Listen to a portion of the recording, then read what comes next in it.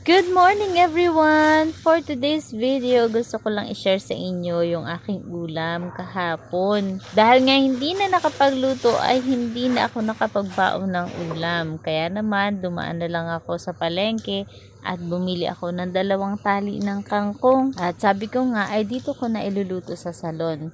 Dahil nung nakita ko si Tiri, yung aking kasamahan na Myanmar, ay ganito lang ang kanyang ginagawa. Ay syempre, bago natin na lutuin yan, kailangan muna natin hugasan ng pagkaganda-ganda.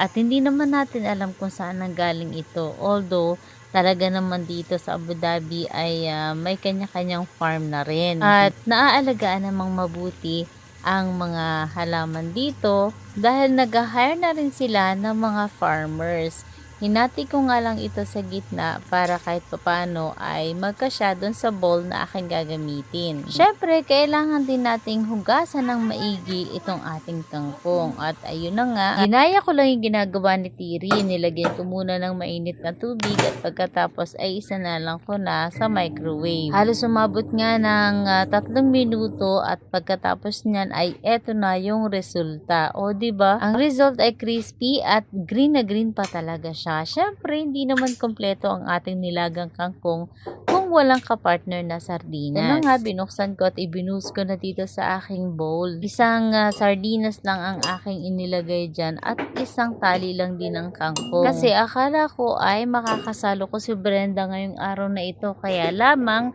ay umabsent ang lola mo. Kaya eto, mag-isa akong kakain dito sa kusina. Kasi yung aking mga kasamahan naman ay sobrang busy pa din. At syempre, bago tayo kumain ay hindi natin nakakalimutan na mag-pray kahit saan tayo kumakain, maging sa trabaho, sa restaurant, o sa bahay. Dahil ang pananalangin ay walang pinipiling lugar. Kahit saan ka kumain, dapat palagi nagpipray bago tayo kumain. At eto na nga, sinimulan ko ng kainin. Ay nako, sobrang sarap talaga ng aking ulam ngayon. Ang hindi ko lang nadala dito ay bagoong. Kasi hindi ko rin naman alam kung itong aking mga kasamahang ibang lahi ay maselan. Tayo lang namang mga Pilipino ang nababanguhan sa bagoong, hindi baga? Kaya naman para magkalasa ang aking kinakain na nilagang kangkong, ay nilalagyan ko kahit papaano ng asin, binubud-bud-buduran ko ng kaunti. Wala rin nga akong lemon dyan. Mas masarap sana